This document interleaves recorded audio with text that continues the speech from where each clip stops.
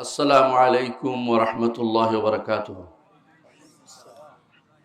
إن الحمد لله نحمده ونستعينه ونستغفره ونعوذ بالله من شرور أنفسنا ومن سيئات أعمالنا. من يهده الله فلا مضل له ومن يضلل فلا هادي له.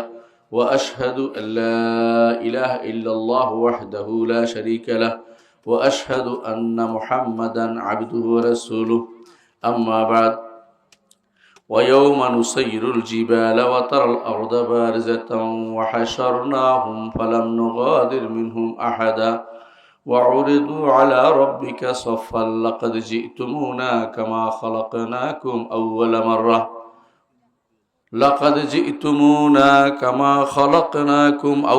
مرة بل زعمتم أن لن نجعل لكم موعدا ووضع الكتاب فترى المجرمين مشفقين مما فيه ويقولون يا ويلتنا ما لهذا الكتاب لا يغادر صغيرة ولا كبيرة إلا أحصاها ووجدوا ما عملوا حاضرا ولا يظلم ربك أحدا.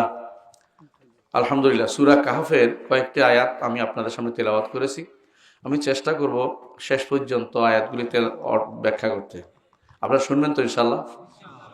ইনশাআল্লাহ। দেখুন, আপনাদের না শোনেন আমার আশাটা বৃথা যাবে, এদের শ্রমটা পণ্ডশ্রম হবে, আর আমাদের বসাটা কবুল হবে না। আমাদের বসা কবুল হওয়ার জন্য আল্লাহর কাছে আগ্রহ নিয়ে বসেন, কবুল হবে। কারণ এই মজলিসগুলো হচ্ছে জিকিরের মজলিস। আমাদের দেশে জিকির মজলিস বলতে বোঝায় হালকায় জিকির। হালকায় জিকির কোনো শব্দ ইসলামে কোথাও আসেনি, কোরআন হাদিসে আসেনি। যেখানে সে হেলাকুদ জিকির অর্থ হলো এইভাবে বসা, যেভাবে গোল হয়ে মানে শোনার জন্য বসা, জিকিরের জন্য বসা। এটাকে হালকায় জিকির বানায় ফেলার জন্য না। কথা বলছেন কিনা? এটা ভুল অর্থ করা হয়।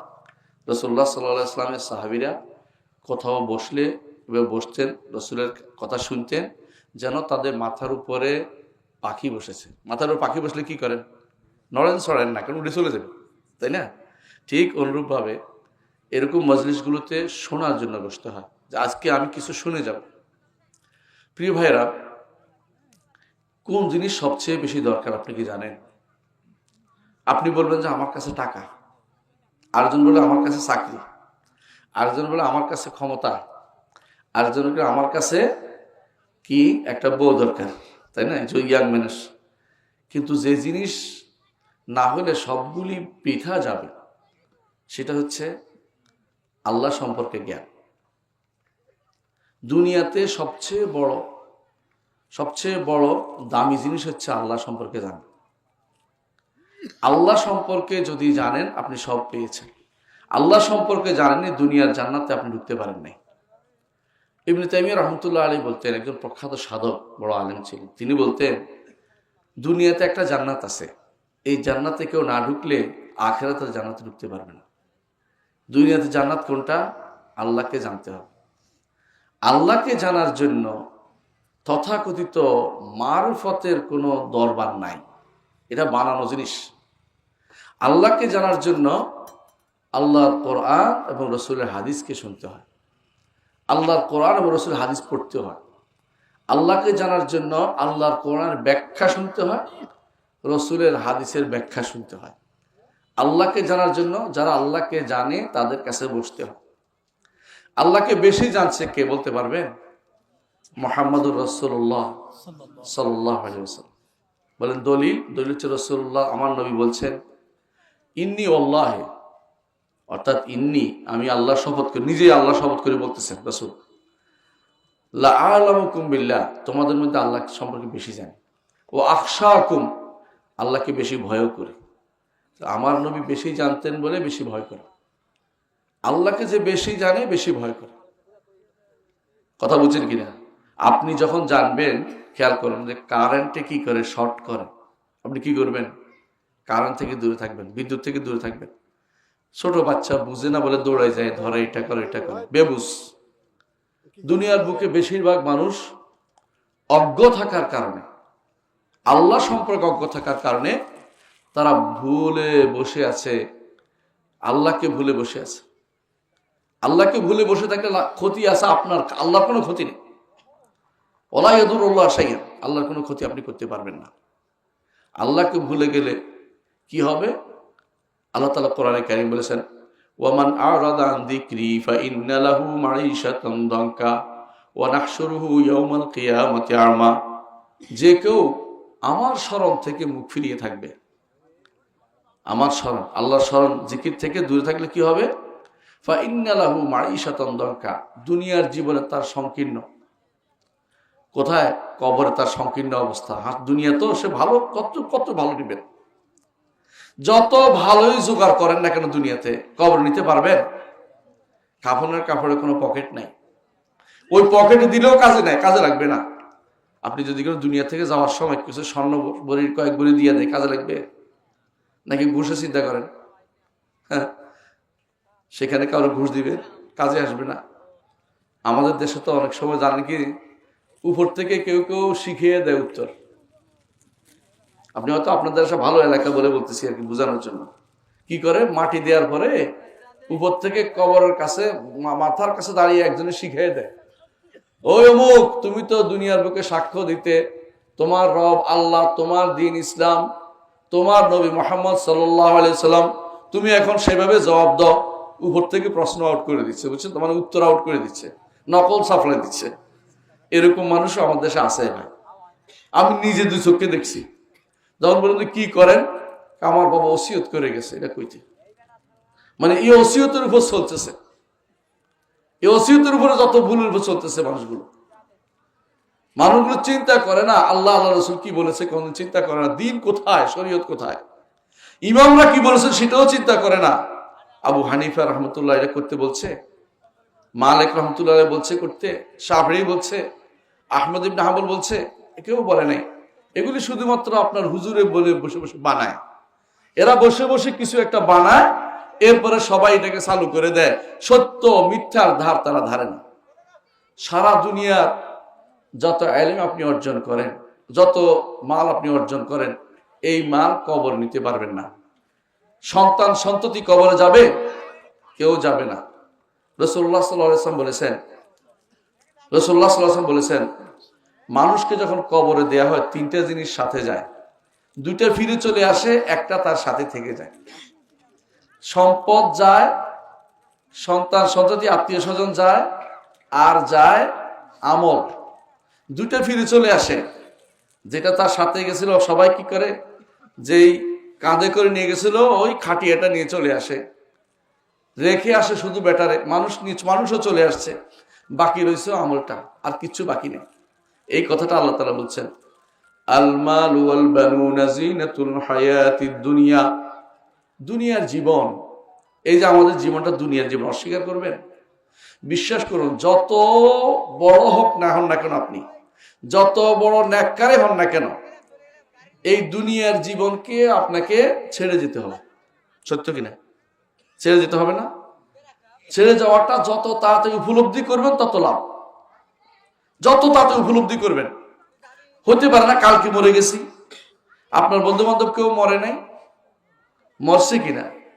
বন্ধু বান্ধব মরে আপনাকে শিখিয়ে দিচ্ছে যে আমারও যেতে হবে। আজকে ঢাকাতে আমাদের এক মাদানী ভাই মারা গেছেন, খুব ভালো মানুষ ছিলেন, মদিনা ইউনিভার্সিটি থেকে এমফিল করেছেন কেরাতের উপরে। এরকম একজন ব্যক্তি আজকে মরে গেছেন। তো আমিও তো মরতে কতক্ষণ, আপনি মরতে কতক্ষণ। মৃত্যু কিন্তু খুবই কাছে, খুবই কাছে, কেউ বলতে পারে না কখন মৃত্যু হবে। যেহেতু আমাদের এই অবস্থা যে মৃত্যু আমাদের সবচেয়ে কাছের জিনিস, এবং মৃত্যুর পরের জীবন আমাদের জন্য ভয়াবহ একটা জীবন অপেক্ষা করছে। মৃত্যুর পরের জীবনটা ভয়াবহ জীবন। কবরে ভালো হবে না হয় খারাপ অবস্থা হবে, মাঝখানে কিছু নেই, হয় ভালো নয় খারাপ। এই জন্য ওসমান ইবনে আফফান রাদিয়াল্লাহু আনহু যখন কবরের পাশ দিয়ে যেতেন, তিনি কবরের কান্নাকাটি করতেন খুব বেশি। তো তাকে বলা হলো, আপনি জান্নাত জাহান্নাম বলে এত কাঁদেন না, কিন্তু কবর জন্য কেন কাঁদেন? আসলে কবর জন্য বলছেন যে কবর যদি ভালো হয় সব ভালো হবে, এরপর আপনার আযাব নেই। কিন্তু কবর যদি খারাপ হইতে পারে, এরপর আর কি অপেক্ষা করে আছে আমার জন্য? কথা বুঝছেন? আজকে একটু চিন্তা করেন তো, আপনার প্রত্যেকেই নিজের দিকে তাকান, আমার দিকে তাকান দরকার নেই, আমিও নিজের দিকে তাকাই। আজকে যদি আমি মরে যাই, আপনি মরে যান, আসলে কি এমন বড় বড় কোনো আমল রাখছেন যেটা যেটা দিয়ে পার পেতে পারবেন? এমন কি আছে বলেন তো? গুনতে থাকবেন, আপনি দেখবেন যে এর বিপরীতে আল্লাহর এত নেয়ামত আমরা ভোগ করছি, যে এত নেয়ামত আমরা ভোগ করে চলেছি প্রতিদিন, এর বিপরীতে আসলে আমল বলতে কিছু নাই। এই এত অল্প ইয়া নিয়ে, পাথেয় নিয়ে আপনি কত দূর পার করবেন, কতদিন থাকবেন? আপনি যদি কোনো ঢাকা যান, টাকা নেন না, নাকি এমনি দৌড়েন? সাথে কি করেন? টাকা নিয়ে যান, যে ঢাকা যাইতে হলে অনেক খরচ আছে, পথে এটা দিতে হবে, ওইটা দিতে হবে, গাড়ি ভাড়া দিতে হবে, ওইটা খরচ করতে হবে, খাইতে হবে, বুঝছেন তো? আপনি এমন একটা জীবনের দিকে যাচ্ছেন যে জীবন থেকে আর উল্টা দিকে আসবেন না।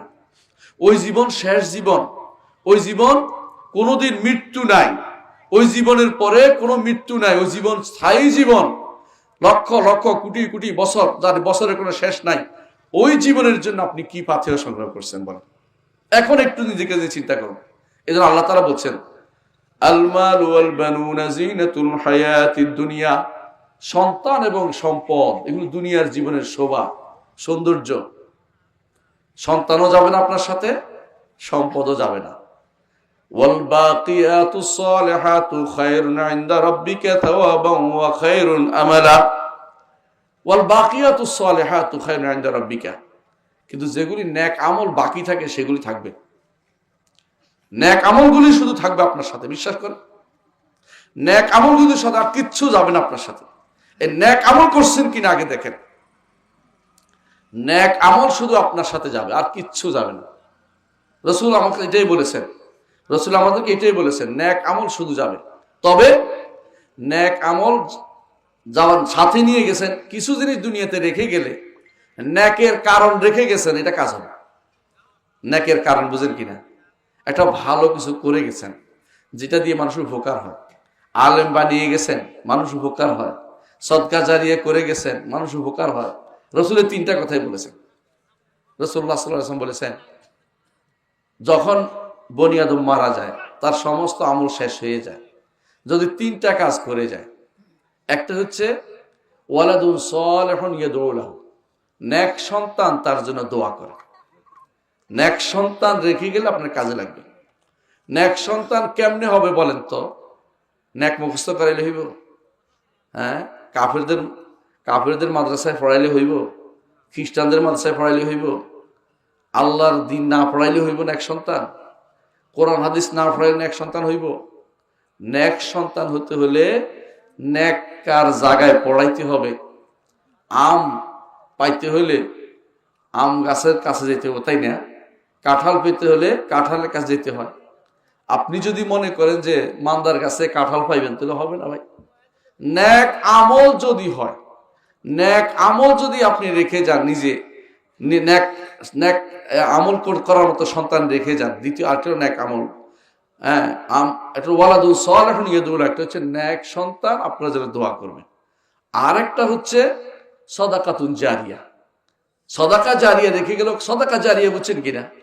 যেমন যে জিনিস অনেকদিন থাকে, অনেকদিন যেটা থাকে, অনেকদিন থাকে কি? মসজিদ থাকে, মাদ্রাসা থাকে, বুঝছেন তো? একটা পানির কূপ থাকে, কেমন? এই কোরআনে কারীম এটাও থাকে। ভালো কাজ যেটা অনেকদিন থাকে, এটা বলে সদাকা জারিয়া, মানে প্রবাহমান চলমান সদাকা, চলমান সদকা। এটা কিন্তু থাকে, এটা যায় না। যতদিন এটা থাকবে ততদিন সব পৌঁছে থাকবে। আপনি যদি কোনো এই একটা মসজিদ বান, খেয়াল করেন, এই মসজিদে যতদিন সালাত হবে ততদিন আপনার সব পৌঁছে থাকবে, কোনো বন্ধ হবে না। যেদিন কেউ বন্ধ করে দিয়ে মসজিদ, সেদিন আপনার সবটা বন্ধ হয়ে গেছে। কিন্তু আরেকটা আছে, এটা কি?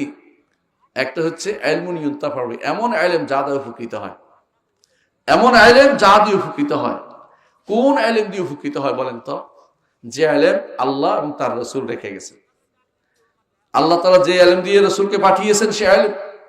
আমার নবী দর্শন পড়েন নাই, আমার নবী দর্শনের সবক দেন নাই, আমার নবী বায়োলজির সবক দেন নাই, আমার নবী এই সমস্ত দুনিয়ার যে বিদ্যা হচ্ছে এগুলি সবক দেন নাই। আমার নবী সবক দিয়েছেন কোরআন এবং সুন্নাহ। নবীর দায়িত্বই ছিল এটা, কিতাব আর হিকমা, এই দুইটা জিনিস আমার নবী রেখে গেছেন। এই দুইটা জিনিস যদি কোনো আপনি আপনার সন্তানকে পড়াতে পারেন, তো এই সন্তান তিনটা জিনিস একসাথে পাইছে।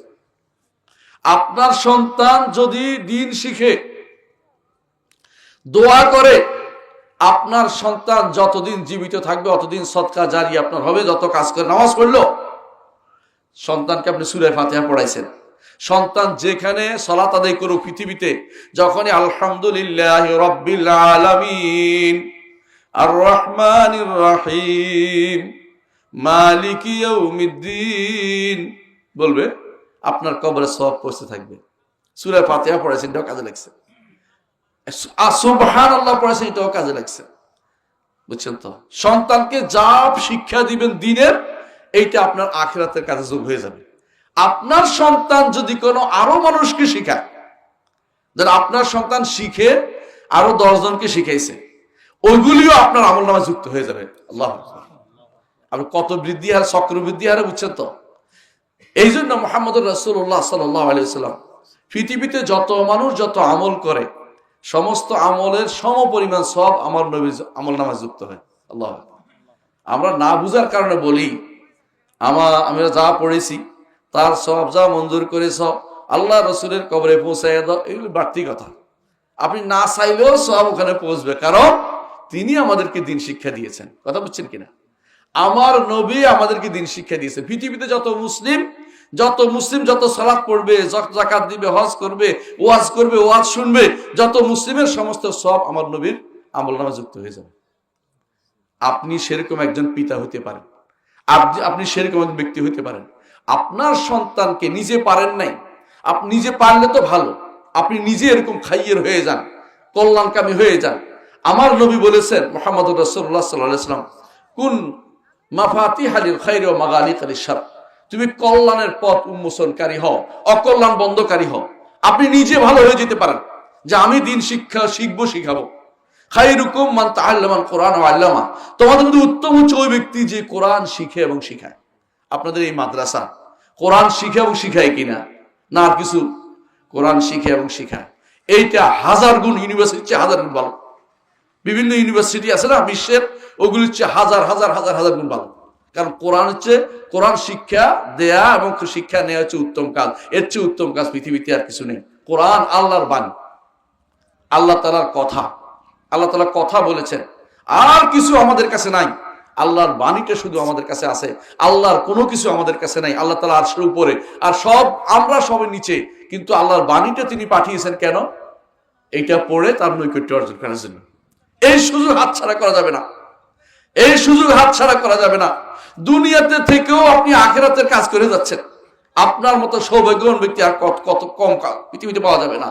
যদি আপনি সত্যি সত্যি দিন পড়ে থাকেন, সন্তানকে সম্পদ বানিয়ে ফেলুন। সন্তানের জন্য সম্পদ রেখে যাবেন না। সন্তানের সম্পদ রাখলে কি হবে? সন্তান হারাম কাজ করবে, আপনি দেখতে পাচ্ছেন, চোখের সামনে দেখছেন যে সন্তান হারাম সালাত আদায় করে না। যেই সন্তান সালাত পড়ে না, ওইটা তো কাফের, ইমানদার না। একটু আগে আপনি ওয়াজ শুনেছেন। ওই সন্তানের যদি কিছু রেখে দাও আপনার জন্য, যদি দেখেন যে হারামে ব্যবহার করে আপনি জানেন, তাহলে আপনিও গুনাহগার হবেন কবরে গেলে। আমার কথা নয়, রাসূলুল্লাহ সাল্লাল্লাহু আলাইহি ওয়াসাল্লাম বলেছেন, কেউ যদি কোনো হারাম কাজে অংশগ্রহণ করে, হারাম কাজ যতদিন থাকবে ততদিন তার আমলনামায় গুনাহ লেখা হতে থাকবে। তা আপনার সন্তান যদি কোনো দিনদার না হয়, ওই সন্তানের কাছে আপনার কিছু কোনো প্রাপ্তি নেই। আপনার সন্তানকে যদি দিনদার বানাতেই হবে। আপনারা এখন ওয়াদা করেন যে আমি আমার সন্তানকে দ্বীনের উপর রাখবো, আমি দ্বীনের উপর থাকবো, কারণ আল্লাহর সবচেয়ে শ্রেষ্ঠ, আল্লাহর প্রিয়, আল্লাহর সবচেয়ে যে জায়গাতে আল্লাহর কাছে গেলে আমি ভালো হইতে পারবো জান্নাতে, সেই জায়গায় যেতে হলে আমাকে আল্লাহর দ্বীন না বুঝে থাকা যাবে না। থাকা যাবে না। আল্লাহ তাআলা এটাই বলেছেন, আল মালু ওয়াল বানুনা যিনাতুল হায়াতিদ দুনিয়া, সন্তান এবং সম্পদ দুনিয়ার জীবনের শোভা সৌন্দর্য। ওয়াল বাকিয়াতুস সালিহাতু খায়রুন ইনদা রাব্বিক, আর যে সমস্ত নেক আমল বাকি থাকে এগুলি আল্লাহর কাছে বেশি উত্তম। নেক আমল বাকি থাকে, এর তাফসীরে আলেমরা বলছেন সুবহানাল্লাহ, আলহামদুলিল্লাহ, লা ইলাহা ইল্লাল্লাহ, আল্লাহু আকবার, লা হাওলা ওয়ালা কুওয়াতা ইল্লা বিল্লাহ, ইস্তিগফার, নবীর উপর দুরূদ, এই 7টি জিনিস যদি আপনি ঠিকমতো করতে পারেন দুনিয়ার বুকে, এগুলো জিকিরের উত্তম জিকির। আর আমাদের দেশে জিকির কিরকম? কতক্ষণ ইল্লাল্লাহ ইল্লাল্লাহ, তাই না? কতক্ষণ হু হু হু হু, এরপর হুম হুম হুম। এই জিকির তো আমার নবী বলেন নাই, এই জিকির বানানো জিকির, এই জিকির শরীয়তের জিকির না। জিকির হচ্ছে আল্লাহকে স্মরণ করার জন্য আমার নবীর জানানো পদ্ধতি। কি পদ্ধতি? লা ইলাহা ইল্লাল্লাহ। সকালে বলেন কিনা? সকালে বলেন কিনা? প্রত্যেক সালাতে 25 বার আছে না? আছে না? সকালে 100 বার আছে কিনা? লা ইলাহা ইল্লাল্লাহ ওয়াহদাহু লা শারীকা লাহু লাহুল মুলকু ওয়া লাহুল হামদু ওয়া আলা কুল্লি শাইইন কাদির। কতবার পড়েন সকালে? 100 বার। 100 বার আছে না? আবার আছে দেখেন 10 বারও আছে, একবারও আছে। সবচেয়ে উত্তম, পৃথিবীতে সবচেয়ে উত্তম যে জায়গাতে দোয়া করতে হয়েছিল আরাফার ময়দানে, তাই না? আরাফার ময়দানে উত্তম জিকির কোনটা কি জানেন? লা ইলাহা ইল্লাল্লাহু ওয়াহদাহু লা শারীকা লাহু লাহুল মুলকু ওয়া লাহুল হামদু ওয়া হুয়া আলা কুল্লি শাইইন কাদির। সবচেয়ে উত্তম জিকির কিন্তু এটা। বুঝছেন যে লা ইলাহা ইল্লাল্লাহর মর্যাদা কত বেশি? আপনি সর্বোত্তম জায়গাতে, সর্ব জায়গাতে যেটা পড়ছেন লা ইলাহা ইল্লাল্লাহ, এইটাই হচ্ছে মূলত আকীদার মূল জিনিস। এইটাই আমরা ধারণ করতে বলি। আপনার সন্তান যদি কোনো এইটা হতে পারে, আপনি যদি কোনো এইটা ধারণ করতে পারেন, আপনি হচ্ছেন শ্রেষ্ঠ। তাহলে আপনার আমার দুনিয়ার বুকে এগুলি রেখে যেতে হবে, কিন্তু যখন কবরে যাবেন সাথে নিয়ে যাবেন আমলটা, সেই জিকিরটা নিয়ে যান, এই আমল নেক আমলটা নিয়ে যান। যে আমল বাকি থাকবে, আল্লাহ বলছে বাকিয়াতুস সালিহাত, যেই নেক আমলটা বাকি থাকবে সেগুলি আল্লাহর নিকট, আল্লাহর কাছে বেশি প্রিয়, এবং সেখানে সওয়াব পাওয়ার আশা বেশি করা যায়। সেই জন্য সেখানে এটা সাথে নিয়ে যান। রাসূলুল্লাহ সাল্লাল্লাহু আলাইহি ওয়াসাল্লাম তিনি বলেছেন, ইয়াকুলু ইবনে আদম মালি মালি, দুনিয়ার বনি আদমরা কি বলে? আমার সম্পদ আমার সম্পদ।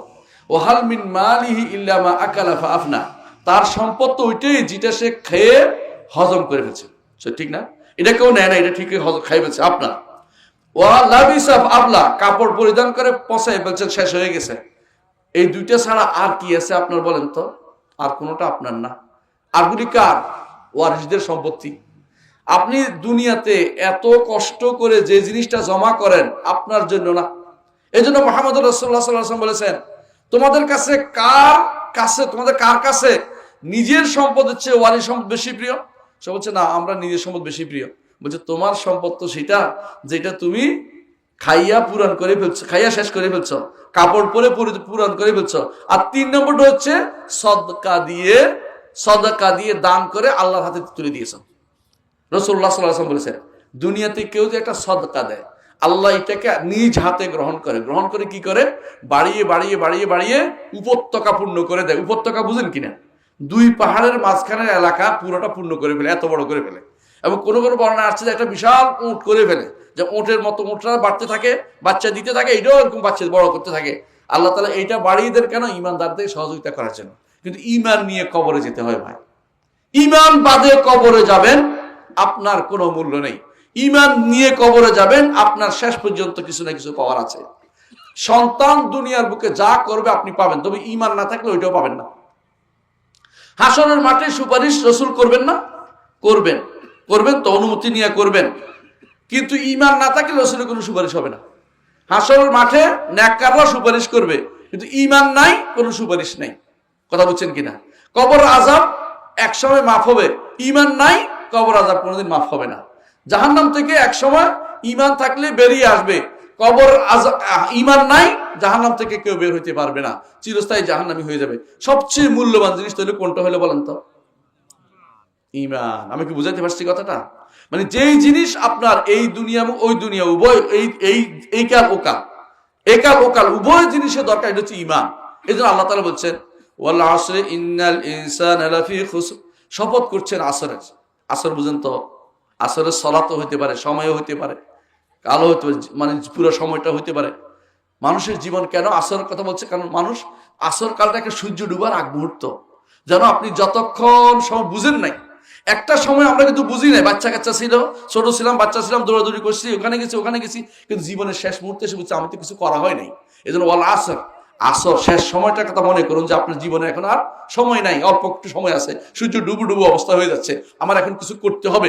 এই সময়ে মানুষ বলছে আমার ক্ষতিগ্রস্ত হয়ে গেছে। ক্ষতিগ্রস্ত বাঁচতে হলে এখনো কয়টা জিনিস আছে? 4টা জিনিস আছে। 1 নম্বর কি? ইল্লাল্লাযীনা আমানু, ঈমান সবার আগে। ইল্লাল্লাযীনা আমানু ওয়া আমিলুস সালিহাতি ওয়া তাওয়াসাউ বিল হাক্কি ওয়া তাওয়াসাউ বিস সবর, চারটা জিনিস লাগবেই।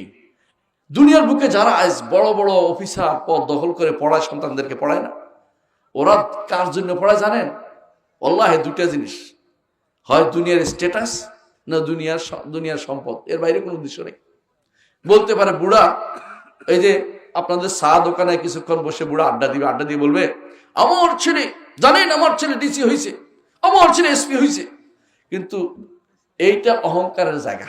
অথবা বুড়া বলবে, আমার ছেলে একদিনের রোজগারে তো আমি এত টাকা রোজগার করতে পারে, সে বেতন তার কয় টাকা আমরা জানি, রোজগারটা করতে হয় এটাও বুঝি, এটা কিছু বলার দরকার লাগে না, কিন্তু তিনি ওই 1 টাকা পাইয়ে খুশি হয়ে গেছে যে একদিনের টাকা পাইয়া আমার হজে পাঠাই দিচ্ছে, একদিনের টাকা পাইয়া আমার হজে পাঠিয়ে দিচ্ছে আমার ছেলে। কিন্তু হারাম টাকার হজ না গজ, বুঝছেন তো, মানে হাতি হয়ে গেছে, এটা কোনো কাজে লাগবে না। এটা হারাম টাকার হজ আল্লাহ কবুল করবে না। হালাল টাকা হতে হবে, আপনার টাকাটা হালাল হতে হবে। একটা টাকা চিন্তা করবে এটা হালাল না হারাম, এটা কে শিক্ষা দিবে? ইমান যদি না থাকে আপনি জানতে পারবেন না কিছু। এই ইমান আপনার সবচেয়ে বড় সম্পদ হচ্ছে ইমান। দুনিয়ার বুকে যারা আজ পড়ালেখা করে অধিকাংশই দুনিয়ার জন্য পড়ে ভাই, বেশিরভাগই চাকরিটা বড় একটা চাকরি হবে, অথবা তার একটা সুনাম হবে, অথবা তার বুড়ো বয়সে কি আমার বাচ্চারা দেখবে, এরা সাহিত্য করতেছে। অথচ যে আল্লাহ আপনাকে এত বছর দেখছে, বুড়া বয়সে দেখতে পারবে না। মনে রাখবেন, যেই বেটা আল্লাহর উপর ভরসা না করে সন্তানের উপর ভরসা করছে, ওই বেটা জীবনটা নষ্ট করে দিয়েছে, ওই সন্তান তার কোনো কাজে আসবে না। কারণ সন্তান কখনো আল্লাহর জায়গা দখল করতে পারে না। আল্লাহ তাআলা যদি উপকার করতে পারেন, সন্তান দিয়ে উপকার করতে পারেন, সেই সন্তান চাকরি না করলেও আপনাকে দেখাশোনা করবে। আর অনেক সন্তান আছে যেই সন্তান কুলাঙ্গার, আপনি বুঝতে পারেন যে আপনাকে শেষ করে দিবে, এমনকি শেষ মুহূর্তে জমি জমা বিক্রি করে পড়াইছেন, শেষ মুহূর্তে দেখেছেন সে ওই শহরে রয়ে গেছে, আপনি গ্রামে রয়ে গেছেন, অথবা দেখবেন যে আপনাকে কোথায় পাঠাইছে, বৃদ্ধ নিবাস, কি বলে, বৃদ্ধাশ্রমে পাঠাই দিছে, সেখানে আপনি বসে রয়েছেন। অনেকে, আমার জানা মতে অনেকে এরকম করেছে, সন্তানরা শেষ পর্যন্ত বিদেশে চলে গেছে, দেশে আসার সময় তাদের হাতে নাই। মা চিঠি লিখেছে, আসো একটু, আমার এই অসুবিধা, মা আমি খুব ব্যস্ত, তুমি বোঝার চেষ্টা করো, আমি এখন আসতে পারবো না। মা মরে গেছে, মাকে দেখারও সময় সে পায় নাই। মনে রাখবেন, দুনিয়ার জন্য হলে আপনি দুনিয়ার জন্য খরচ করেছেন, আপনার আফসোসের কখন আর সীমা থাকবে না। কারণ আপনার এই আফসোসটা কেন করেছেন? আপনি ভুল জায়গায় হাত দিয়েছেন। দুনিয়াতে আসার জন্য আমাদেরকে উদ্দেশ্য কি ছিল জানেন তো? আল্লাহ তাআলা বলে দিয়েছেন, ফাইম্মা ইয়াতিয়ান্নাকুম মিন্নী হুদান ফামান তাবিআ হুদায়া ফালা খাউফুন আলাইহিম ওয়ালা হুম ইয়াহজানুন। আদম আলাইহিস সালামকে যখন দুনিয়াতে পাঠাইছে, বুঝেন তো কথাটা, দুনিয়ার জন্যই তো সৃষ্টি করছে। তোর মেহমান রাখছিল কদিন জান্নাতে, কেন? মেহমান হিসেবে রাখছে। মেহমান এখানে ভালো কাজ করে নাই, কাপড় সব নষ্ট করে ফেলাইছে, বুঝছেন না? ওখানকার জিনিসপত্র নষ্ট করে ফেলছে, কাপড় খুলে ফেলছে, খুলে গেছে না, জান্নাতের পাতা দিয়ে ঢাকতেছে। কি, কাপড় খুলে যায় কেন? দৌড় রাখতে পারতেছে না, দেখা যায় যে কোনো ঢাকা দিতেছে। কারণ শয়তানের সবচেয়ে বড় অস্ত্র হচ্ছে মানুষকে উলঙ্গ করে ছাড়বে। এখনো শয়তান আমাদের নারীদেরকে উলঙ্গ করার চিন্তা বসে আছে, আপনি জানেন এটা? যত উলঙ্গ করে সে নাকি মিস বাংলাদেশ। আউযুবিল্লাহ, কুফুরির খনি তৈরি করতেছে। যেই মা এই সন্তানকে সেখানে পাঠিয়েছে, সেই মার ঈমান কোথায় গেল? সেই মার কি আত্মমর্যাদা বোধ নাই? আমার মেয়েকে টিভি দেখবে 10-12 জনে, এরপরে বাইর করবে, সে কোথায় কি সুন্দর বের করছে, আউযু বিল্লাহি মিনাশ শাইতানির রাজিম। আর আপনার মেয়েকে, যেটাকে আপনি এই বিশ্ববিদ্যালয়ে ওই কলেজে পাঠাইছেন, সে কি ড্যাং ড্যাং করে হাঁটে, মুখের মধ্যে লিপস্টিক মাখছে, আরেকজনের সাথে গল্প, আপনি ভালো করে জানেন যে আপনার মেয়ে কি করে, এরপরও আপনি পাঠাইছেন। আপনি দায়ুস। মুহাম্মদুর রাসূলুল্লাহ সাল্লাল্লাহু আলাইহি ওয়াসাল্লাম বলেছেন, দায়ুস জান্নাতে যাবে না, জান্নাত তার জন্য হারাম করা হয়েছে। আপনি জেনে শুনে কুফরি এবং জেনে শুনে এই অশ্লীলতাকে আপনি প্রশ্রয় দিচ্ছেন, জান্নাতে যাওয়ার জন্য এত আশা করে বসে থেকে না, বহুত খবর আছে আপনার। সুতরাং মনে রাখবেন, আপনার এই যে আমল যেটা হওয়ার দরকার সেটা না হলে উল্টা দিয়ে গেছে, আপনার উল্টা দিয়ে গেছে।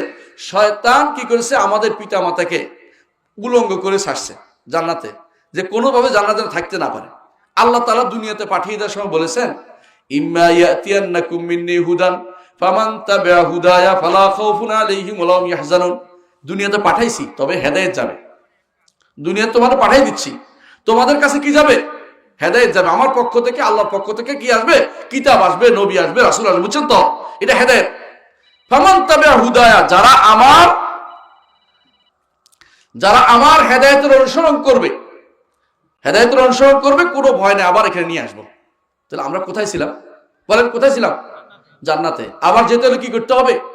আল্লাহর দেয়া হেদায়েতের অনুসরণ করতে হবে। এই হেদায়েত হচ্ছে কোরআন, এই হেদায়েত হচ্ছে সুন্নাহ। এই হেদায়েত হচ্ছে কোরআন এবং সুন্নাহ। এই হেদায়েতের ধারক বাহকরা আমাদের কাছে চিনা, এদেরকে আমরা চিনি। কোরআন সুন্নাহর ধারক বাহক হচ্ছেন সাহাবায়ে কেরাম, তাবেঈনে ইজাম, আইম্মায়ে দ্বীন, ফুকাহা, মুহাদ্দিসিন। এরা হচ্ছে হেদায়েতের ধারক বাহক। আর আপনি হেদায়েত কোথায় খুঁজতেছেন? আপনি হেদায়েত কোথায় খুঁজতেছেন? দরবারে, ওই কোথাও মাজারে, অথবা এটা আর ভালো লাগতেছে না, কোথায়? এরপরে যাবেন কার কাছে? কেউ বাউলের কাছে, কেউ ফাউলের কাছে, কেউ পালনের কাছে, কেউ লালনের কাছে, কেউ মুখের কাছে। মানে তার তো আসল জিনিস হারিয়ে ফেলছেন। দেখি, যেখানে আপনার চিরস্থায়ী আনন্দ হইতো। আল্লাহর সাথে সম্পর্ক যত বেশি হয় তত মানুষের আনন্দ হয়। বিশ্বাস করেন এটা? বিশ্বাস করেন? ইবনে তাইমিয়া রাহমাতুল্লাহ আলাইহি বলছেন একটা কথা। তিনি বলতেন যে মাঝে মধ্যে আমার অন্তরে এত আনন্দ আসে, অন্তরে আনন্দ আসে, তখন আমি বলি, আল্লাহ, দুনিয়ার মানুষ যদি জানতো, রাজারা যদি জানতো যে আমি কি আনন্দে আছি, আমার মায়ের হইলো আনন্দ নেওয়ার জন্য তোর ব্যস্ত হয়ে পড়তো। এত আনন্দে কেমন তুই থাকিস? তুই এত আনন্দ কোথায় রাখিস? আমার আনন্দ দিয়ে দে, ভাগ দিত, আমার ভাগ দিতে হইব। কিন্তু এটা তো ভাগ দেওয়ার জিনিস না। আল্লাহকে চিনলে, আল্লাহকে মানলে এই আনন্দ আপনি বুঝতে পারবেন কত বিরাট জিনিস। যে ব্যক্তি রাতের বেলা কেউ দেখে না সালাত আদায় করে, সে ব্যক্তি কেন সালাত আদায় করে জানেন? আপনি বুঝতে পারবেন না। এটা তো আনন্দ। সে মনে করে আমার রবের সাথে একান্তে কথা বলার সুযোগ পাচ্ছি। যখন সে বলে আলহামদুলিল্লাহি রাব্বিল আলামিন, সমস্ত ইউনিভার্সে, সমস্ত জগতের, সমস্ত সৃষ্টিকুলে রবের জন্য আমি হাম প্রকাশ করছি, হাম দিচ্ছি, প্রশংসা করছি। এই যে আল্লাহ আপনার মুখ থেকে এই কথাটা বের করছে, এটা আপনার কোনো ক্রেডিট না। কার ক্রেডিট? আল্লাহ। তিনি আপনাকে সুযোগটা করে দিয়েছেন। এইটা যদি আপনি বুঝেন, আপনি সেরা ব্যক্তিত্ব, যে আল্লাহ আমাকে এই সুযোগটা করে দিয়েছেন যেন তার হাম প্রকাশ করতে হবে। একান্তে কেউ দেখে নাই। দুনিয়ার বুকে নফল নামাজ মসজিদে বলে মানুষ দেখে না, কিন্তু তাহাজ্জুদ এমন এক নামাজ যেটা কেউ দেখে না। তিনি এবং আপনি এবং আপনার রবের মাঝে সীমাবদ্ধ থাকে। আর ওই ব্যক্তি দুর্ভাগা, যে ব্যক্তি তাহাজ্জুদ পড়ে সকালে বলে গত রাতে তাহাজ্জুদ পড়তে উঠছিলাম, ওইদিকে একটা চিৎকার পড়ছে। উদ্দেশ্য কি বুঝছেন তো? উদ্দেশ্য এটা বুঝানো যায় তিনি তাহাজ্জুদ গুজার, বুঝছেন না? ওদিকে একটা চিৎকার পড়ছে, বুঝছে তো? তাহাজ্জুদ গুজার মানুষ, বুঝছে ওইটা, মানে উনি মানুষের জন্য বুঝে। আমি তো একটা আমল করলাম, কেউ তো দেখলো না, 10টা টাকা দিলাম, নামটা তো কইলো না। হ্যাঁ, আমার এক ফুফাতো ভাই আছে, উনি আবার কিছুটা আউলা মার্কা, তো উনি টাকা দিছে আমার বাবার মাদ্রাসায়। এখন আসে বলতেছে আমার নামটা বলতে হইব, তো উনি এখন ওনার নাম ধরে বেশি করে বলে দিছে, কারণ আরো বেশি বলতে হইব, আমার সুন্দর লাগে নাই। মানে হলো কিছু মানুষের মন শান্তি হয় না নাম না বললে। সুবহানাল্লাহ। আল্লাহ তাআলা কি আপনাকে দেখেন না? আপনি কি দিবেন দেখেন কিনা? না জানেন না? জানেন। রাতের অন্ধকার রাত্রিতে, অমাবস্যার রাত্রিতে কালো পাথরের উপরে কালো পিঁপড়া বেয়ে উঠলে আমার আল্লাহ দেখেন কিনা? দেখেন। আমার আল্লাহ অন্তরের খবর জানেন কিনা? ইয়ালামু সিররা ওয়া আখফা, গোপন কি আছে তা জানেন, গোপনের চেয়ে গোপন সেটাও তিনি জানেন। এখনো আসে না অন্তরে, সেটাও তিনি জানেন। আমার আল্লাহ সব জানেন। আপনি কাকে শোনাচ্ছেন? আতুআল্লিমুনাল্লাহা বিদীনিকুম, তোমরা কি আল্লাহকে তোমার দিনদারি জানাচ্ছ? তুমি এই দিনদারি হইছো? কি জন্য বলতেছেন এটা? আল্লাহকে দেখানোর জন্য আপনি এত বাহাবার দরকার নেই। রাসূলুল্লাহ সাল্লাল্লাহু আলাইহি ওয়াসাল্লাম এই জন্য বলেছেন, যেই ব্যক্তি ডান হাতে কি দিল বাম হাত জানতে পারেনি, আল্লাহ তার জন্য আরশের নিচে ছায়া দিবেন। আরশের নিচে ছায়া যেতে চান? কে কে যেতে চায়? আমিও যেতে চাই। একজন করে হাত তোলা দেয়। আরশের নিচে ছায়া যাওয়া ছাড়া কোনো উপায় নেই। হাসরের মাঠ কিন্তু ছোটখাটো মাঠ না ভাই। এটা কি আপনাদের এই গ্রামের মাঠের মতো, বাংলাদেশের মাঠের মতো? পৃথিবীর মতো কত বড় মাঠ আপনি জানেন না। পৃথিবীর চেয়ে কত গুণ বেশি বড় এক বিশাল মাঠ। এই বিশাল মাঠে সূর্য থাকবে মাথার উপরে। কদ্দুর উপরে? 1 মাইল। 1 মাইল উপরে যদি থাকে আপনার সূর্য মাথার উপরে, আপনার শরীর দিয়ে কেমন ঘাম হবে? ঘামতেই থাকবেন। আমল অনুসারে ডুবতে থাকবেন, হাবুডুবুকে দেখতে হবে, কিচ্ছু করার নেই। এমন এক মাঠ, যেই মাঠে কারো কোনো চিহ্ন নাই, যেই মাঠে কোনো পাহাড় পর্বত নাই, যেই মাঠ একেবারে সমান। মানে লম্বা করে দিছে, এটা আরেকটা মাঠ বানিয়ে ফেলা হয়েছে। সেই মাঠে আটার কাইয়ের মতো একটা মাঠ হবে, সেই মাঠের মধ্যে আমরা সবাই দাঁড়াবো, আপনি আমি না, আরেকটা গোষ্ঠী না, আমরা সেই দিন যে কষ্ট হবে 50,000 বছর। এখন দুনিয়াতে 10 মিনিট যদি গরম থাকে 5 মিনিট এসি চালানো লাগে, এমন করে কষ্ট হয়। ওখানে 50,000 বছর দাঁড়িয়ে থাকতে হবে। ওই দাঁড়ানো আমার পক্ষে সম্ভব না। আমি আল্লাহর কাছে দোয়া করি, আল্লাহ আমার আরশের নিচে ছায়া দেবেন, আমিন। আরশের নিচে ছায়া ছাড়া উপায় নেই। আরশের নিচে ছায়া পেতে হলে কিছু কাজ তো করতে হবে, তাই না? এটাও কিন্তু এলেম অর্জন করতে হবে যে প্রথম কাজ হচ্ছে কবর আযাব থেকে মুক্তি চাই, দ্বিতীয় কাজ হচ্ছে আরশের নিচে ছায়া চাই, তৃতীয় কাজ হচ্ছে বিনা হিসেবে জান্নাত চাই। এই তিনটাকে টার্গেট নেবেন। আমার জীবনের টার্গেট থাকে যেন তিনটা। 1 নম্বর হচ্ছে কবর আযাব চাই না। কবর আযাব না চাইলে কি করতে হবে বলেন তো? মান রাব্বুকা ওয়ামা দীনুকা ওয়ামান নাবিয়ুকা, তোমার রব কে, তোমার দিন কে, তোমার নবী কে, এটা কি মুখস্থ করলে উত্তর দিতে পারবেন? মাইক বাজায় দিলে, উপর থেকে বলে দিলে, এই যে আমি বললাম না, উপর থেকে বলে দিয়ে কেউ উত্তর দিতে পারবেন না। যদি আল্লাহকে রব মেনে থাকেন, মুহাম্মদ রাসূলুল্লাহ আপনার আদর্শ হয়ে থাকে, ইসলাম যদি কোনো আপনার সারা জীবন প্রতিষ্ঠা করে থাকেন, কাজ করে থাকেন, অবশ্যই আপনি উত্তর দিতে পারবেন। আর যদি এই তিনটা আপনি দুনিয়াতে না করে যান, উত্তর দিতে পারবেন না। উত্তর না দিলে আপনার শাস্তি অবধারিত হয়ে যাবে। উত্তরটা তৈরি করেন। এই উত্তর তৈরি করতে কি লাগবে? ঈমান লাগবে, আমল লাগবে, এলেম লাগবে। এই এলেমের কাজটাই এই মাদ্রাসাগুলি করে। এই মাদ্রাসা তৈরি করেছে এমন এক মাদ্রাসা, আপনার নাম শুনে আমি তো আজকে আশ্চর্য হয়েছি যে এখানে একটা মাদ্রাসা হয়েছে সালাফিয়া নামে। কোন কোন জায়গাতে নাম দেওয়া তো কষ্টকর আছে, আল্লাহ তাআলা এদেরকে তৌফিক দিক নামটা দিছে যে তাকওয়া সালাফি মাদ্রাসা, সাহস করে দিছে, বিশাল ব্যাপার। সালাফি হতেই হবে আপনাকে, সালফে সালেহ অনুসারী। সালাফি অর্থ আমরা কোনো ব্যক্তি নয়, কাদের? সাহাবায়ে কেরামের অনুসরণ করে কাজ করতে চাই আমরা, ইমামদের অনুসরণ করে কাজ করতে চাই। একজন না, সবাই, ব্যাপক সবাই অনুসরণ করি। এদের অনুসরণ, সবাই যেটা বলছে সেটা আমরা মানি। সাহাবায়ে কেরামের মত অনুসারে চলি, মুহাদ্দিসিনদের মত অনুসারে চলি, ফুকাহাদের মত অনুসারে চলি, এদের মত চলি।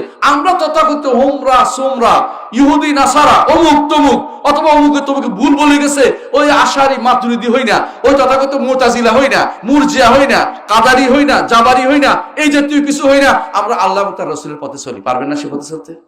সেই পথে চলতে হলে এই মাদ্রাসাগুলিকে প্যাট্রোনাইজ করতে হবে, এই মাদ্রাসার সন্তান পড়াতে হবে, নিজে পড়তে হবে, নিজে শুনতে হবে, মাদ্রাসাগুলিতে আসতে হবে, সারা জীবনের সাথে সম্পর্ক রাখতে হবে। লাভ কি? আলমার ও মান আহাব্বা। মুহাম্মদ রাসূলুল্লাহ সাল্লাল্লাহু আলাইহি ওয়াসাল্লামের কাছে এক লোক এসে বললেন, ইয়া রাসূলুল্লাহ, একজন মানুষ কাউকে ভালোবাসে কিন্তু তার মতো আমল নাই, কি করতে পারে? বুঝেন কিনা? অনেক সময় আপনি কি করেন, আপনারা এই যে ধরেন আমাদের ভাই কি নাম, আফতাবউদ্দিন মাদানী ভাইকে ভালোবাসেন, কিন্তু ওনার মতো এত আমল করতে পারেন না, তখন আফসোস থাকে না? আফসোস নিয়ে সেটা বলছে।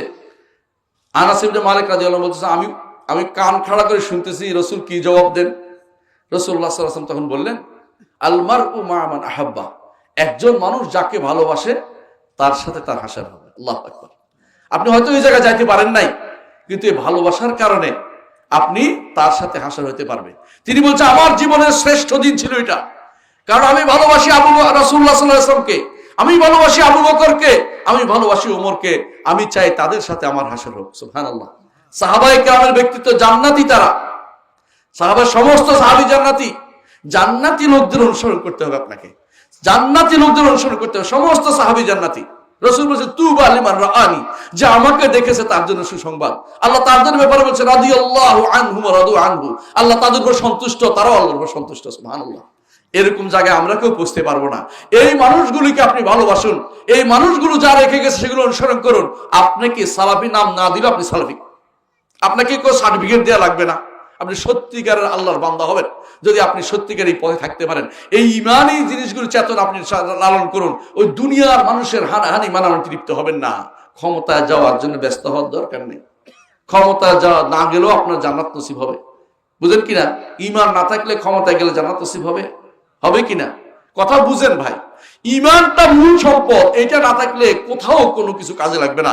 এই ইমানের জায়গাটুকু আপনার আমাদের সেই জন্য বেশি করে জানা দরকার, ইমান কোথায় পাওয়া যায়। ইমান যেখানে পাওয়া যায় সেখানে যেতে হবে, কারণ হাসরের দিন আপনার জন্য ইমান অনুসারে আপনার জন্য নাজাতের ব্যবস্থা হবে। কবরে যদি একবার নাজাত পেয়ে যেতে পারেন, খেয়াল করেন, কবরে আযাব হয়নি, তারপর আরো শান্তি পড়ে। কবর আযাবটা বাঁচার জন্য কি করতে হবে? আল্লাহ আমার রব, মুহাম্মদ সাল্লাল্লাহু আলাইহি ওয়াসাল্লাম আমার নবী এবং ইসলাম আমার দিন, এই তিনটে অনুসারে দুনিয়াতে চলবে, এর বাইরে যাব না।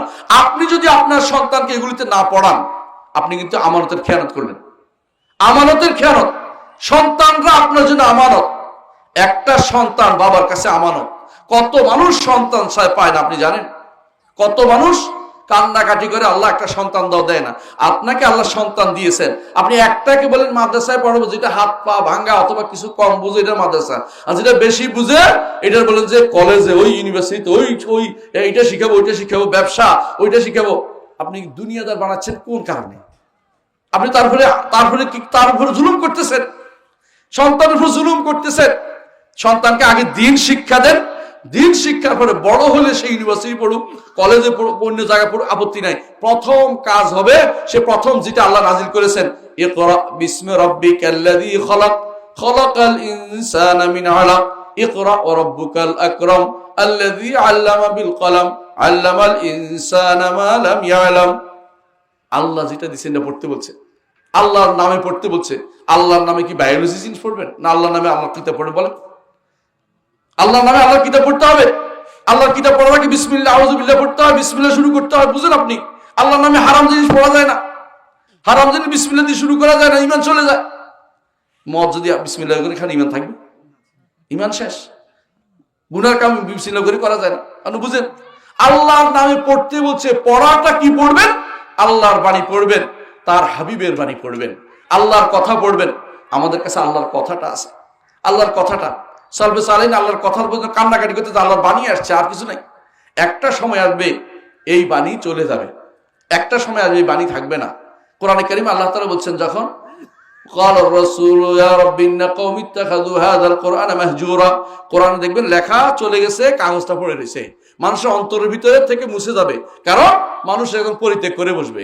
এই জন্য কোরআন পড়ার জন্য যতগুলি প্রতিষ্ঠান আছে সবগুলি আপনার জন্য আখিরাতের পাথেয়। সবগুলিতে আপনি যদি কোনো মাদেরকে বলছি, যারা আশেপাশে হয়তো শুনছেন, মায়েদেরকে বলছি, আপনি যদি আপনার সন্তানকে কোরআন পড়ার জন্য তাকে যদি ঘুম থেকে উঠান, তাকে যদি নাস্তা বানিয়ে খাওয়ান, তারা যদি এগিয়ে দিয়ে আসেন, তারা যদি আনার পরে খাইয়ে দেন, তারা যদি এই চিন্তা আপনি থাকেন, আপনি হাসরের মাঠে সম্মানিত হবেন। আল্লাহু আকবার। আমার নবী বলেছেন, হাফেজের পিতা মাতাকে হাসরের যে সহিহ হাদিস, এটা শেখুল আলবানী সহিহ বলেছেন, হাসরের মাঠে তাকে এমন সুন্দর পোশাক পরানো হবে, যেই সুন্দর পোশাকের কারণে আশেপাশে সব বলতে হবে, কি কারণে তুমি এই জিনিসটা পেয়েছো, কোন কারণে তুমি এই কাজটা পেয়েছো? বলছে, আমার ছেলের এই কোরআনের কারণে আমি এটা পেয়েছি, কোরআনের কারণে, কোরআন তার ধারণ করার কারণে। কোরআন ধারণ করা হচ্ছে বড় নেয়ামত। একটা ছেলে কোরআন ধারণ করতে পেরেছে, আপনার ছেলে কোরআন ধারণ করতে পেরেছে, তার আরেকটা লাভ শোনেন। মুহাম্মদ রাসূলুল্লাহ সাল্লাল্লাহু আলাইহি ওয়াসাল্লাম বলেছেন, হাসরের দিন বলা হবে, ইকরা ইকরা ওয়ারাত্তিল ওয়ারতাকি, তুমি পড়ো এবং তার তিল সহকারে পড়ো, টেনে টেনে পড়ো, মানে তাড়াতাড়ি পড়ার দরকার নেই, টেনে টেনে পড়ো এবং উপরের দিকে উঠতে থাকো। তোমার পড়া যেখানে শেষ হবে, তোমার মর্যাদা সেখানে হবে। আল্লাহু আকবার। আপনি তখন দেখবেন নিচ থেকে আমার ছেলে কত উপরে। আল্লাহ কাছে, আল্লাহ আমার তো ওখানে যেতে ইচ্ছা করে। আল্লাহ তাআলা বলছেন, ওয়াল্লাযীনা আমানু ওয়াত্তাবাআতুহুম যুররিয়্যাতুহুম বিঈমানিন আলহাকনা বিহিম যুররিয়্যাতাহুম ওয়া মা আলাতনাহুম মিন আমালিহিম মিন শাই। সন্তান উপরে গেছে দেখে আবদার করছেন, আল্লাহ কাছে, তোর ওখানে জায়গা করে দিলাম। লাভ আছে না ক্ষতি? বলেন তো, ক্ষতি না লাভ? আর সন্তান যদি কোনো বড় কিছু হোমরা সোমরা হয়, বিশাল হুন্ডাধারী হয়, বিশাল গাড়ি চালু হয়, আখিরাতে কি যাবে গাড়িটা? হুন্ডাটা যাবে? টাকাটা যাবে? এই সম্মান প্রতিপত্তি যেটা আছে যাবে? কি যাবে? আল্লাহর বিধান কে কতটুকু পড়ছে, আল্লাহর কোরআন কতটুকু জেনেছে, আল্লাহর রাসূল হাদিস কতটুকু জেনেছে, বাস্তব জীবনে কতটুকু আমল করে সে ব্যক্তি দেখিয়েছে। আপনি ওর বাবা হয়েছেন, আপনি আল্লাহ সৌভাগ্যবান ব্যক্তি। সন্তানের কারণে আপনার উপকার বেশি হবে। মুহাম্মদ রাসূলুল্লাহ সাল্লাল্লাহু আলাইহি ওয়াসাল্লাম বলেছেন, আরেকটি হাদিস বলে শুনুন। তিনি বলেছেন, কোন ব্যক্তি হাসরে দেখবে তার আমল নামায়, বিশাল আমল নামায় এত আমল যুক্ত হয়েছে, বলতে আল্লাহ আমি তো এগুলো করি নাই। বলছে, তোমার সন্তান তোমার জন্য ক্ষমা চেয়েছে, এই জন্য তোমার এগুলি পূর্ণ হয়ে গেছে। আল্লাহু আকবার। আপনাকে লাভ না ক্ষতি বলেন তো? ঈমান যদি থাকে আপনাকে বিশ্বাস করতে হবে এটা। ঈমান রাখেন কিনা আগে দেখেন, যে মরার পরেই ওটা কাজে লেগে যাবে। আপনি ভালো করে বুঝুন, দুনিয়াতে রেখে যেতে হবে, আমার অহংকার একটাও থাকবে না। অহংকার যারা করেছিল কিছুদিন আগে, আজ তারা দেশ থেকে পালিয়ে বেড়ায়, বিভিন্ন দেশে চলে যায়। কত আছে না এরকম আশেপাশে? মনে করেন না মানুষ, আমরা বুঝি না কিছু, আমরা তো গরু ছাগল গোবেচারা মানুষ, বুঝি টুঝি না, কিন্তু অহংকার করে নাই। কেমন অহংকার করেছে শুনে আশ্চর্য হবেন। অহংকার করে বলছিল তারা, আমরা আইন করে দেব, ছেলে মেয়ে সমান করে দেব, এরকম কথা বলছে না? আমি নিজে শুনেছি কানে। আইন করে ছেলে মেয়ে সমান করে দিবে বাবার সম্পত্তিতে, ওর বাপের সম্পত্তি ছেলে মেয়ে সমান করলে সমান হবে? কিয়ামত পর্যন্ত বদলাইলে মালউন, অভিশপ্ত হবে, কাফের হবে, অভিশপ্ত হবে। যেটা আল্লাহ দেন না এটা দেওয়ার ক্ষমতা কেউ রাখে না। আল্লাহর চেয়ে বেশি দরদি হওয়ার চেষ্টা করেন না, আল্লাহর চেয়ে বেশি দরদি হওয়ার চেষ্টা করেন না। আল্লাহ ইন্নাল্লাহ বিন্নাসি লারাউফুর রাহিম, আল্লাহ বান্দার জন্য সবচেয়ে বেশি দয়াদ্র, আল্লাহ বেশি দয়াদ্র। মুহাম্মদুর রাসূলুল্লাহ সাল্লাল্লাহু আলাইহি ওয়াসাল্লাম একটা হাদিস শুনে তিনি বলছেন, একবার এক যুদ্ধের পরে একজন মা তার সন্তানকে নিয়ে খুঁজতেছে, পাইতেছে না, সন্তান খুঁজে পাচ্ছে না। যারে পায় তারে কোলে লয়, কেন সন্তান নিজেটা পাচ্ছে না। হঠাৎ করে পাইয়া সে সন্তানরে এবার কোলে চাপে ধরবে, আর ছাড়ে না। বুঝছেন কিনা? বুঝেন না? আপনার সন্তান যদি ভূমিকম্পের দিন পরে সন্তান পাইলে কি করেন আপনি বুঝবেন। আপনি একবার তো ভূমিকম্পের সময় কি হয়েছে, সব পালায় চলে গেছে, সন্তান ভালোই চলে গেছে, অনেকে দেখলাম। কিন্তু এরপরে পাইলে কি করেন? আমার সন্তান ধরেন না। রাসূলুল্লাহ সাল্লাল্লাহু আলাইহি ওয়াসাল্লাম তখন বললেন, আল্লাহ তাআলা এই মহিলা তার সন্তানের চেয়ে যেরকম দরদি, আল্লাহ তাআলা বান্দাদের উপর এর চেয়ে বেশি দরদি। আল্লাহু আকবার। তাহলে আপনি বুঝছেন যে আল্লাহ তাআলা দরদি বলেই কোন বিধানটা আপনার জন্য প্রযোজ্য এটা বলেছেন। নারীকে বলছি, পর্দা আপনার জন্য আল্লাহর পক্ষ থেকে বড় নেয়ামত। আপনার ইজ্জতের হেফাজত করছে পর্দা। আপনার ইজ্জত নয়, শুধু আপনি ঈমানের হেফাজতকারী হচ্ছে পর্দা। আপনি পর্দাকে যদি কোনো আপনার জন্য মনে করেন যে এটা আপনাকে পিছিয়ে দিয়েছে, তাহলে আপনি ঈমান হারা হয়ে গেছেন, আপনি ঈমান হারা হয়ে গেছেন। কারণ আল্লাহ বলছে ওয়াকারনা ফি বুয়ুতিকুন্না ওয়ালা তাবাররাজনা তাবাররুজাল জাহিলিয়াতিল উলা, ঘরে থাকো, ঘরে থাকো, ঘরে থাকো। আল্লাহর কথা এটা, ঘরে থাকো। একজন নারী তার ঘরের প্রকোষ্ঠে, অন্ধকার প্রকোষ্ঠে সালাত আদায় করা, তার ঘরের সামনে সালাত আদায় করতে বেশি উত্তম। একান্ত ঘরে সালাত আদায় করা, ঘরের সামনের জায়গায় সালাত আদায় করতে বেশি উত্তম। কেন? সে তো পর্দায় থাকে। আর এখন মনে করে পর্দার ওয়াজটা শুধুমাত্র সালাতের সময়, এরপরে যখন রাস্তা রাস্তা হাঁটে আর কারো ওয়াজ কেউ করে না। এটা কোন ধরনের কথা? রাস্তা রাস্তা হাঁটার অনুমোদন কে দিয়েছে? যেই নারীকে, যে মেয়েকে আপনি পড়াচ্ছেন, পর্দার কোনো বালাই করেন নাই, বিভিন্ন জায়গায় পড়ার নাম দিয়ে। আবার কেউ কেউ মনে করে পড়া নয়, আমি কি করব, নিজ পায়ে দাঁড়াবো। মেয়ে বলে নিজ পায়ে দাঁড়াবে। মেয়ে কোনোদিন নিজ পায়ে দাঁড়াতে পারে না। মেয়ে হয় স্বামীর পায়ে দাঁড়ায়, অথবা ছোট কাল থেকে বাবার পায়ে দাঁড়ায়। বাবা যদি বিয়ে দিয়ে না দিতে পারে, ভাইয়ের কাছে দাঁড়ায়। সত্য কথা এটা। মেয়ে কোনোদিন নিজের পায়ে দাঁড়াতে পারে না। যে ব্যক্তিটা মনে করে ভুল করতেছে, শয়তান আপনাকে ধোঁকা দিচ্ছে, এই সমাজকে শয়তান পেয়ে গেছে। এজন্য বেশিরভাগ মানুষ ওই মেয়ে স্বাধীনতা, নারী স্বাধীনতা নামে একটা শব্দ বের করেছে। এই নারী স্বাধীনতা এটা হচ্ছে কিরকম জানেন? শিয়াল বলে। শিয়াল মাঝে মধ্যে ঘোষণা দিচ্ছে কি, এখন থেকে আমি আর মাংস খাবো না, তোমরা শুধু আমাদের কাছে আসবে। তো মুরগিরা, সব মুরগিরা কি প্রতারিত হইয়া কাছে গেছে, এবারে কি করছে, বগল দাবা করে লয়ে গেছে গা। বুঝছেন তো? এ হচ্ছে ওদের কাজ। যারা আপনাকে বলছে স্বাধীনতা দিবে, ওরা স্বাধীনতা দিবে না, ওরা আপনাকে ভোগ করতে চেষ্টা করছে। বুঝার চেষ্টা করুন আপনি, কারণ শিয়ালের চেয়ে ওরা ভয়াবহ শয়তান। ওরা আপনাকে ক্ষতিগ্রস্ত করে। আপনি বুঝার চেষ্টা করুন, আল্লাহ এবং তার রসুল যে নীতি দিয়েছে এটা আপনার জন্য দুনিয়াতে রক্ষার একটা উপলক্ষ, বিশাল জিনিস। আখিরাতে আপনার মুক্তির কারণ হবে যদি আপনি এইভাবে যেতে পারেন আল্লাহর কাছে, যে আমি কাউকে চিনতে পারিনি, আমি চিনেছি আমার বাপ মাকে, মাহারামকে চিনেছি, আমি চিনেছি আমার স্বামীকে, চিনেছি আমার সন্তানকে চিনেছি। বাইরের জগৎ সম্পর্কে যত বেশি চিনবো, তত আমি বিপদে বেশি পড়ে যাব। যারা বলে থাকবো না কেউ বদ্ধ করে, দেখবো এবার জগৎটাকে, যদি পুরুষ মানুষ হয়ে ভালো কথা, মেয়ে মানুষ হলে এটা তার জন্য না, তার জন্য ঘর হচ্ছে তার রাজত্ব। মুহাম্মদুর রাসূলুল্লাহ সাল্লাল্লাহু আলাইহি ওয়াসাল্লাম বলেছেন, ওয়াল মারআতু রাইয়াতুন ফি বাইতিহা ওয়া হিয়া মাসউলাতুন আনহা। একজন নারী তার ঘরের কি রাখালিনী, তাকে ঘর সম্পর্কে জিজ্ঞাসা করা হবে, বাইরের বিষয় সম্পর্কে তাকে জিজ্ঞাসা করা হবে না, ঘর সম্পর্কে জিজ্ঞাসা করা হবে। ওই রাষ্ট্রে কে মরছে, ওই রাষ্ট্রে কেডা হয়েছে, রাষ্ট্রের নির্বাচনে কেডা জিততেছে, ওইটা কোনো নারীকে আল্লাহ কিয়ামত পর্যন্ত জিজ্ঞাসা করবে না। যারা আপনাকে ধোঁকা দিচ্ছে, তারা শুধু আপনাকে ঘর থেকে বের করার জন্য বিভিন্ন রকমের পদ্ধতি আবিষ্কার করছে। আপনাকে জানতে হবে দ্বীন, আপনাকে জানতে হবে ঈমান, আপনাকে জানতে হবে শরীয়ত। আপনাকে এর বাইরে অতিরিক্ত জিনিস জানার আপনার কোনো প্রয়োজন নাই। যে জিনিসে আপনি আজ পুরুষের সাথে পাল্লা দিয়ে, তাদের সাথে একান্তে মাঠে পরে কি পায়ে পায়ে দাঁড়িয়ে, কাছে কাছে দাঁড়িয়ে, পাশাপাশি দাঁড়িয়ে আপনি যে চিন্তা করছেন যে চাকরি করবেন, ওইটা আপনার জন্য ক্ষতির কারণ, আখিরাত নষ্ট করে দিবে। যে আখিরাতের কোনো শেষ নাই। দুনিয়া 70 বছর আপনি হলে পয়সাওয়ালা হলেন, অথবা অমুকে বললো যে কি উদ্যোক্তা, উদ্যোক্তা বুঝেন তো, এখন নারী উদ্যোক্তা নামে একটা শব্দ বের করছে। নারী উদ্যোক্তা হয়েছে ওই নারী যে নারী দুনিয়ার অপকর্ম করে বেড়াইবো, এরপর আমি একটা নতুন কিছু আবিষ্কার করছি।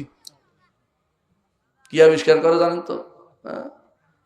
নারী আবিষ্কার, নারীর উদ্যোক্তা কি জানেন? একা একা সফর করবে, প্যান্ট শার্ট পরে হাঁটবে, কাপড় চোপড় বালাই নেই, হ্যাঁ, ওই পুরুষের সাথে হ্যান্ডশেক করে বেড়াবে, কান্নাকাটি করে, মানে খিলখিল করে খিলখিল করে হাসবে, হ্যাঁ, খিলখিল করে হাসা আছে দেখেন না, লজ্জা সর বালাই নেই, যার সাথে তার সাথে হাত মিলাবে, হ্যাঁ, লাতার দুইয়া জ্বালা যারা তারা শুইবে। এটা তো শরীয়তের নির্দেশনা নয়, শরীয়তের হারাম ঘোষণা করেছে।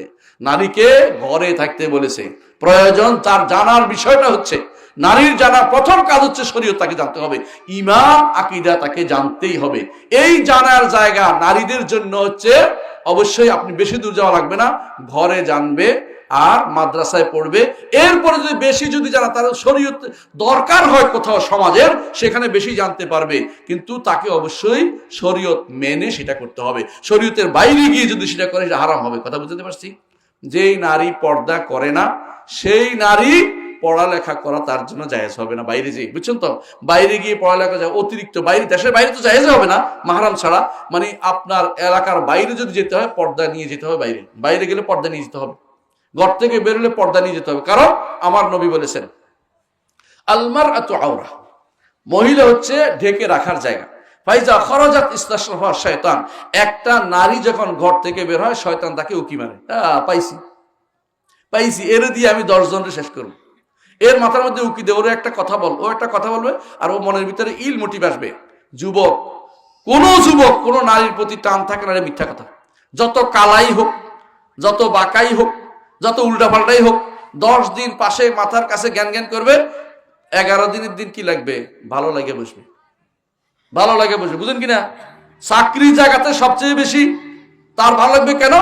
চাকরিতে ওই মেয়ে চাচ্ছে আপনি যদি বস হন, আপনার সাথে সুন্দর সুন্দর কথা বলে, তো আপনি এখন বসে কম্পেয়ার করতেছেন, আমার বাসায় তো আমার বউ এত সুন্দর কথা বলে না, তাহলে এটা বোধহয় বেশি ভালো। আরে আপনি বুঝেন না, এটা ঘরে গেলে এটাও করবে, কারণ ঘরে তো আপনার ওর জায়গা হচ্ছে আপনাকে ভালো পরামর্শ দিবে, আর এখানে হচ্ছে আপনাকে কি করতেছে?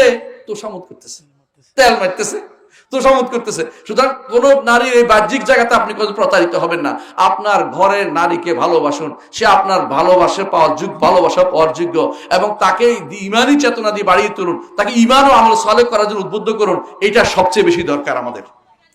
যেটা বলছিলাম, আল মাল ওয়াল বানুনা জিনাতুল হায়াতিদ দুনিয়া ওয়াল বাকিয়াতুস সালিহাতু খায়রুন ইনদা রাব্বিকা সাওয়াবান ওয়া খায়রুন আমালা। দুনিয়ার জীবনে যে দুইটা জিনিস কাজে লাগে, একটা সন্তান এবং সম্পদ, কিন্তু এগুলি কখনো কাজে নাও লাগতে পারে, কিন্তু স্থায়ী জিনিস হচ্ছে ঈমান। ঈমান যদি থাকে আপনার কাজে লাগবে। এই যে আল্লাহ তাআলা বলছেন ওয়া ইয়াউমা নুসাইয়িরুল জিবাল ওয়া তারাল আরদা বারিজা, যেদিন পাহাড়গুলোকে উড়ে দিব। কোন দিন এটা বলেন তো? কিয়ামত। কিয়ামত যেদিন হবে, পাহাড়গুলো কিসের মতো হবে?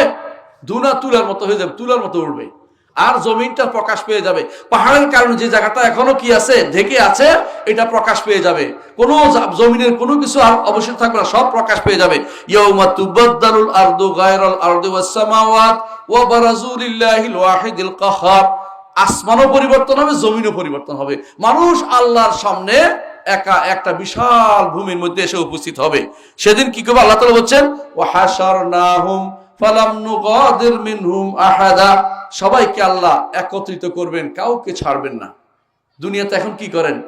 কোনাকানি পালায় আছে না?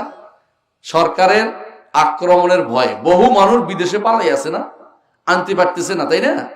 এর পাসপোর্ট নাই, এর ওইটা নাই, ওর সমস্যা, এর কথা আমার কথা শুনে না, আসছে না, তাই না? কিন্তু হাসরের মাঠে না যেতে পারবেন?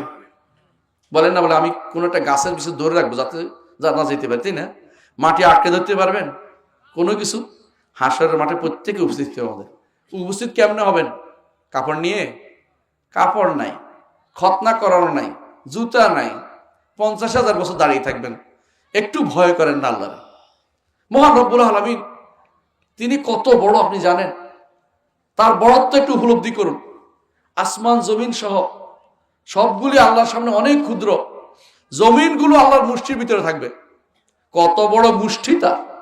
যে মুঠির ভিতরে জমিনে যা আছে সবগুলি জমিন সহ সব আল্লাহর মুষ্টির ভিতরে। আর আসমান সমূহ তার ডান হাতে ভাঁজ করা থাকবে।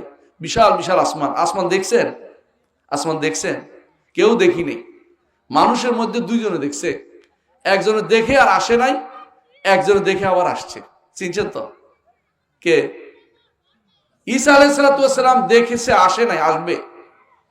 আরেকজন দেখে আবার আসছে, তিনি হচ্ছেন মুহাম্মদুর রাসূলুল্লাহ সাল্লাল্লাহু আলাইহি ওয়াসাল্লাম। তিনি সপ্তম আসমান ভেদ করে আরশের কাছে গেছে, আল্লাহর সাথে কথা বলেছেন, তারপর আবার আসছেন। এর বাইরে তিনি আমাদেরকে জানাচ্ছেন, কোরআন আমাদেরকে বলতেছে, কোরআন সরাসরি বলতেছে আসমান সমূহ তার ডান হাতে ভাঁজ করা থাকবে। ইয়াউমা নাতউইস সামাআ কাতাইয়িস সিজিল লিল কুতুব কামা বাদানা আউওয়ালা খালকিন নুঈদু ওয়াদান আলাইনা ইন্না কুন্না ফাইলিন। আল্লাহ বলছে অবশ্যই করবো এটা। আসমান সমূহকে ডান হাতে ভাঁজ করে রাখবো। ভাঁজ করা বুঝেন? কাগজ যেরকম রাখে, আল্লাহ এটাই বলছেন, কাগজের মতো করে একটার উপর একটা রাখবো। কাগজ যেরকম একটার উপর একটা রাখে না, বাচ্চারা কাগজ রাখে একটার উপর একটা ভাঁজ করে, আল্লাহ তাআলা আসমানগুলোকে, এত বিশাল আসমানকে তার ডান হাতে ভাঁজ করে রাখবেন। ওয়াস সামাওয়াতু মাতউইয়াতুম বিয়ামিনিহি, তার ডান হাতে ভাঁজ করে রাখবেন। কিভাবে রাখবেন সেটাও বলেছেন, একটার উপর একটা ভাঁজ করে রাখবেন। এই বিশাল এই আল্লাহ তাআলার সামনে কিন্তু আপনি উপস্থিত হবেন। এ কবির, আজিম, জব্বার, কাহ্হার, তার সামনে আমরা উপস্থিত হব। কি আমল নিয়ে যাব একটু চিন্তা করি না? কি নিয়ে যাব? অত ঈমানটা নিয়ে যাই আর কান্নাকাটি করি। কান্নাকাটি করে পার পাওয়ার জন্য এমন কিছু আমাদের নাই। এই জন্য মুহাম্মদ রাসূলুল্লাহ সাল্লাল্লাহু আলাইহি ওয়াসাল্লাম একদিন দেখছেন আয়েশা রাদিয়াল্লাহু আনহা বলতেছেন, আল্লাহুম্মা হাসিবনি হিসাবান ইয়াসীরা, আল্লাহ আমাকে সহজ হিসাব করুন। আয়েশা রাদিয়াল্লাহু আনহা একথা বলার রাসূল বলেন যে, আয়েশা তুমি কি জানো সহজ হিসাব কি জিনিস? বলে জানি না। বলে সহজ হিসাব হচ্ছে শুধু সামনে ধরে বলবে যে চলে যাও, পার হয়ে যাও। এটা যদি মানুষকে সামনে দেবা, যাকে জিজ্ঞাসা করা হবে একটা একটা করে, আযাব ছাড়া কোনো পথ থাকবে না। যে আল্লাহর সামনে উপস্থিত হওয়াকে ভয় করতে হবে।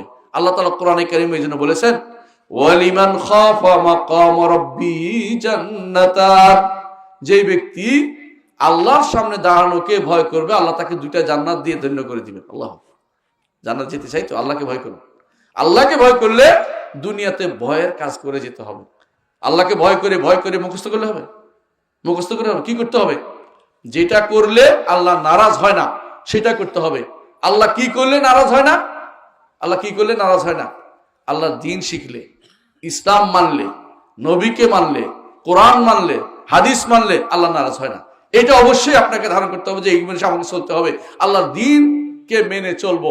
যত কথা আছে, যত তন্ত্র মন্ত্র আছে, কোন তন্ত্র মন্ত্র দাঁড়াদারি না, কোন তন্ত্র মন্ত্র মেনে চলবো না, আল্লাহর দ্বীনকে মেনে চলবো। এটা করলে কি হবে? আল্লাহর সামনে আল্লাহ যে বলছে, ফালান নুগাদির মিনহুম আহাদা, কাউকে আমি ছেড়ে যাব না, সবাইকে হাসর মাঠে উপস্থিত করবো। কেউ পালাইতেও পারবে না, হাসর মাঠ থেকে পালাইতে পারবেন? কোনদিকে পালাতে পারবেন না। কারণ ওয়াল মালাকু আলা আরজাইহা ওয়া ইয়াহমিলু আরশা রাব্বিকা ফাওকাহুম ইয়াওমাইযিন সামানিয়া, ফেরেশতারা আসমানের চারপাশে দাঁড়িয়ে আছে। কোন দিকে পালাবেন? পাহারা দিয়ে আপনাকে আবার টেনে নিয়ে ধরবে। কোন দিকে যেতে পারবেন না, যাওয়ার চিন্তা করবেন না। সেদিন শুধু চিন্তা করবেন বাঁচবো কি করে, যাওয়ার চিন্তা নয় কোন দিকে যাব। এই বিশাল মাঠ থেকে পালানোর কোনো জায়গা পাবেন না। আপনি আমি কেউ পালাইতে পারবেন না আল্লাহর রহমত ছাড়া। এই জন্য প্রথম রহমত কবরের আযাব থেকে মুক্তি, প্রশ্নের উত্তরটা আমি রেডি করে যাই। দ্বিতীয় রহমত হাসরের মাঠে আরশের নিচে ছায়াটা যেন পাই। এই কাজগুলি করেন। যে সমস্ত কাজগুলো আরশের নিচে ছায়া পাবেন, এগুলি আমল পাবেন হাদিসে, এগুলি অবশ্যই আমল করে যাবেন। আর 3 নম্বর হচ্ছে বিনা হিসেবে জানতে চাই, হিসাব সাইড। হিসাব যার হবে তার কোনো উপায় নাই।